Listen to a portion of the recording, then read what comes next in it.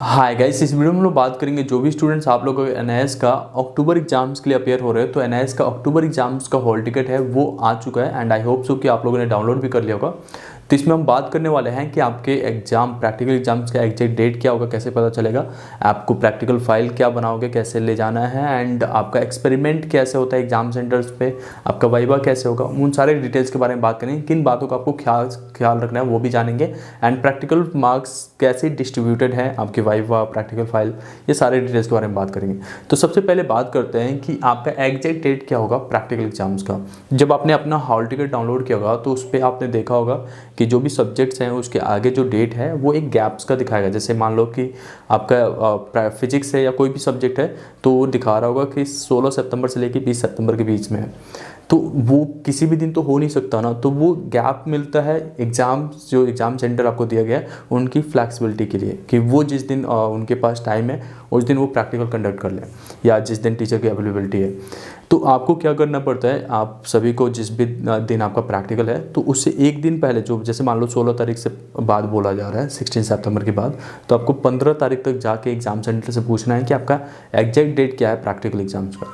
अब ऐसा नहीं है कि आप 16 से 20 के बीच में दिया है तो आप किसी भी दिन जाके प्रैक्टिकल एग्जाम दे सकते हो।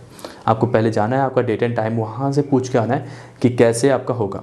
आप जिस दिन जा रहे हो ये टाइमिंग पूछने के लिए उसी दिन अपना प्रैक्टिकल फाइल जो क्रिएट किया हुआ है सब्जेक्ट वाइज वो ले जाकर उनको दिखा सकते हो कि मैंने ये क्रिएट किया है, कुछ चेंजेस तो नहीं चाहिए।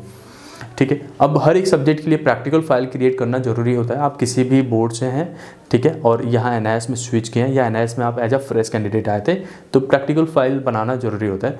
तो एनआईएस का लैब मैनुअल होता है, हर एक प्रैक्टिकल फाइल में 8 से 10 एक्सपेरिमेंट होने चाहिए या एक्टिविटी, अगर क्लास 10th में तो 8 से 10 एक्टिविटीज़ रहने होते हैं।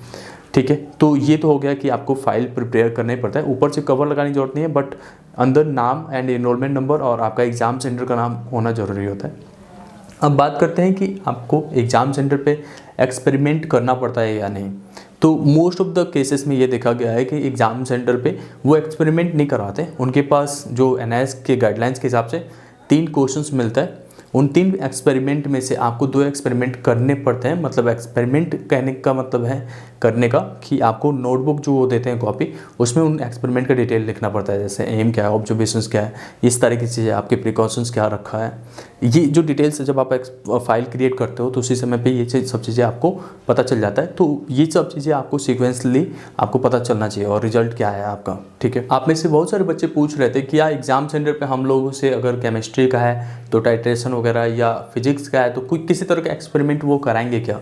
तो कोई भी स्कूल जो है मोस्ट ऑफ द टाइम जो है वो एक्सपेरिमेंट नहीं कराते, वो केवल रिटन एग्जाम लेते हैं। और रिटन एग्जाम भी जैसे आपने सीबीएसई में दिया था, अगर सीबीएसई बोर्ड्स हैं तो उसी तरीके का यहाँ पे भी होता है। वो थोड़ा बहुत हेल्प भी प्रोवाइड कर देते हैं। Sometime they will ask for the charges, but वो आपके ऊपर है क्योंकि ये चीज़ें वैलिडेट नहीं होता। एनआईएस के साइड से कोई रेगुलेशन नहीं है कि आपको प्रैक्टिकल के दिन कोई फीस वगैरह चार्ज देना है। बट कई जगह पे पाया गया है कि स्टूडेंट्स शिकायत करते हैं कि वहाँ पे फीस मांगी गई है। तो वो टोटली आपके ऊपर डिपेंड करता है कि आप कैसे उनसे डील करते हो।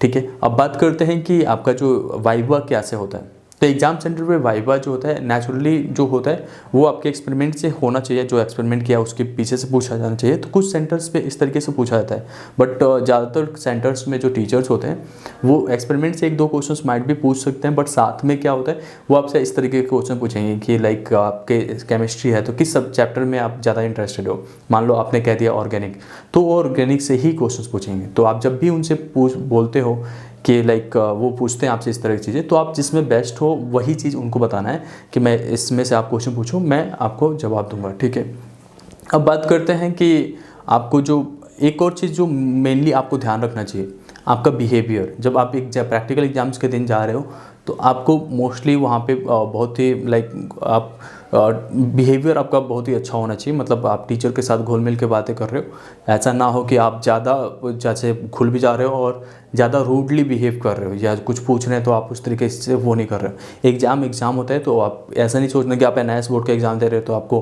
किसी भी तरीके से यहाँ पे आके दे के चला जाना है। ऐसा नहीं होता है। एग्ज़ाम के मार्क्स, प्रैक्टिकल एग्जाम्स के मार्क्स आपके सेंटर के हाथ में होते हैं, वही आपके देते हैं। तो मोस्ट टाइम वो ज़्यादा ही देते हैं हमेशा। मतलब आफ्टर 20 में से देखा जाए तो 18-19 तो दे ही देते हैं। बट अगर आपने किसी तरीके का रूड बिहेवियर किया या कुछ चीज़ें उनको पसंद नहीं आया तो उस समय पे वो नंबर काट भी लेते हैं कई बार। ठीक है। तो इन सब चीज़ों का ध्यान देना, आप अपना वेल मेंटेन हो गए। वेल ड्रेस कहने का मतलब फॉर्मल ड्रेस पहन के जाना और अपने बिहेवियर को कंट्रोल रखना कि लाइक कई बार कुछ चीज़ों में गुस्सा भी आ जाता है, तो वो सब चीज़ें कंट्रोल करना। अब बात करते हैं आपके मार्क्स के डिस्ट्रीब्यूशन कैसे होता है। तो मैं मोस्टली जो सब्जेक्ट के प्रैक्टिकल होते हैं वो 20 मार्क्स के होते हैं, तो उसके अकॉर्डिंग मैं बताता हूँ। तो आप लोग के जो प्रैक्टिकल एग्जाम्स होता है तो वो तो 20 मार्क्स का हो रहा है। उसमें से आपका वाइवा का होता है 2 मार्क्स, फाइल का होता है 3 मार्क्स, 5 नंबर हो गया। 5 नंबर आपके बिहेवियर पे जाता है, और जो 2 कोई एक्सपेरिमेंट आपने शुरू में किया था उन पे 5-5 मार्क्स होता है, 10 नंबर का वो होता है। तो ओवरऑल मिला के 20 मार्क्स होता है इस तरीके से। अब एग्जामिनर थोड़ा सा आगे पीछे कर लेते हैं, जैसे लाइक कि बिहेवियर पे के बेस पे ज़्यादा ही नंबर दे देते हैं, तो वो सब चीज़ें आप लोग को ध्यान देना है। होपिंग डेट आपको सारा चीज़ें क्लियर हो गया। अगर कोई भी डाउट्स है, कुछ पूछना है, तो आप मुझे कमेंट सेक्शन में पूछ सकते हो। Thank you so much.